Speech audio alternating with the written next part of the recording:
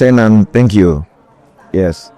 Please you explain about your interest in University of Melbourne and your current focus areas in intelligence and digital transformation now. Yes, so at the University of Melbourne, I'm the Deputy Head Academic for Computer Science, which essentially means that I oversee all of our different educational programs. Yes. Now, we have some programs which at the moment are very tailored towards helping both ordinary students, but also businesses and global leaders to upskill in AI Including government. security, and including government.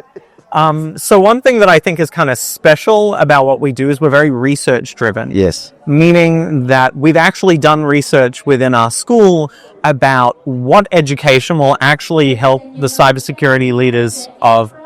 Should we wait a second? Yes. We take for you. The second. Okay. The second questions. Yes. Okay, let's go back to... I'll finish my answer there. Yes. Okay.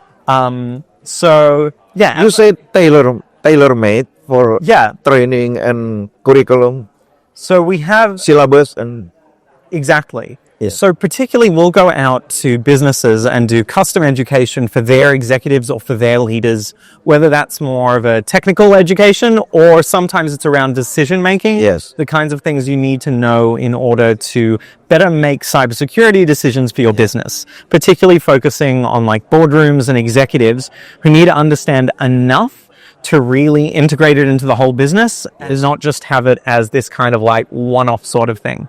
So whether it's in the lecture theater or in the boardroom, we believe that education should take the same kind of impact, transforming our research into actual practice that people can use.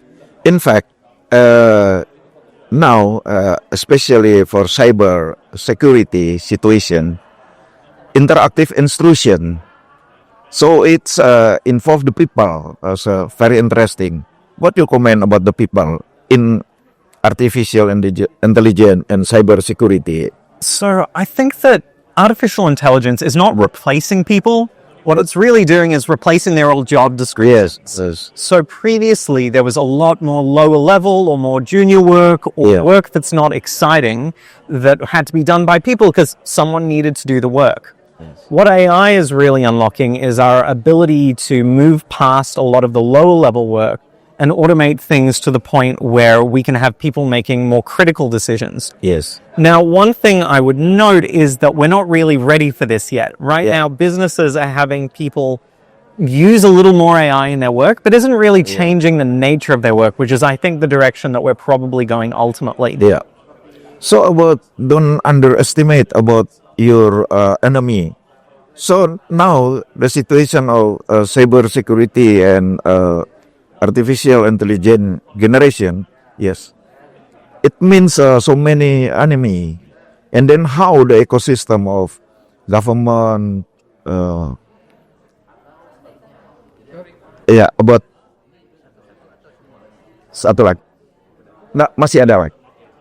So about the government and then all of aspect for security in every country.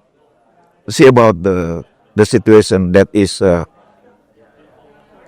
enemy together is. So in computer security, we've always had what we call a traditional attacker-defender asymmetry. And that sounds fancy, but essentially what it means is that the attackers always have it easier than the defenders. Yes. Because the defenders have to make sure there's no hole in the castle walls. Yes. And the attackers get as many tries as they like to find the holes.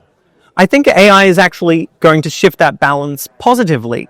Because while the attackers will have more powerful tools, the defenders aren't going to be as resource limited as they were before. Defenders can now try a lot more attacks against their own systems by using AI to simulate the attackers much more powerfully. They can also use AI to analyze things that the attackers are doing much more efficiently. And so while I think initially there is reason to worry because the attackers are going to be more capable, they'll be able to send out more attacks, I think this is actually going to be positive for the defenders overall because it's going to be a more even matching than it used to be. So I would say that, surprisingly, I'm optimistic. Yes, okay. I agree, yeah. We change the bad to better, yes. Transform the bad to better. Yeah.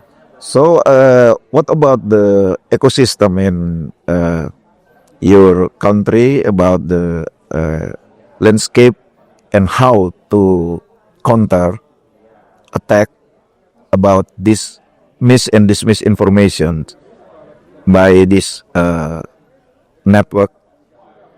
So misinformation is one of the most challenging problems out there Yeah. because it's very political. Yeah. One man's misinformation is another person's political message, which, while AI can solve the analysis problem, if you tell it the types of things that you think are misinformation, it might be able to help you classify it.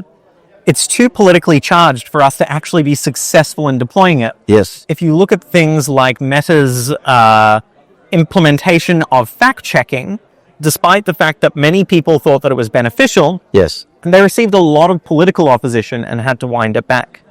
And so I think that this is one of the problems that's going to get substantially worse and not better, because AI is going to be able to generate more content, which will be consumed, and the guardrails on that are political guardrails, and that's not a problem that technology can solve. So that's an area where I'm deeply worried. Yes. I think alongside thinking about technological solutions and cybersecurity, we also need to think about how as a society we're going to make ourselves more resilient against these types of attacks. And I don't think we have a good answer there yet. Yeah. Finally, from your perspective, it is enough the regulation from the government and your country to handle misinformation. For example, This is one place where smaller countries are at a substantial disadvantage to a place like the United States or the European Union. Ultimately, most of these companies are operating outside of our borders. What we can do is try and advocate for local policy settings that influence these companies.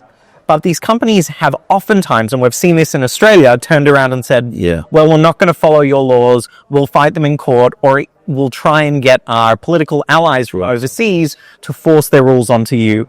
So in Australia, we've been subject to fairly intense trade negotiations by the US, which is claiming that we're disadvantaging their large tech companies by implementing regulations. So while I think Australia has been very vocal about trying to implement these regulations, we're having a hard time with it. Places that have had an easier time are the European Union and India, because they have a much larger user base.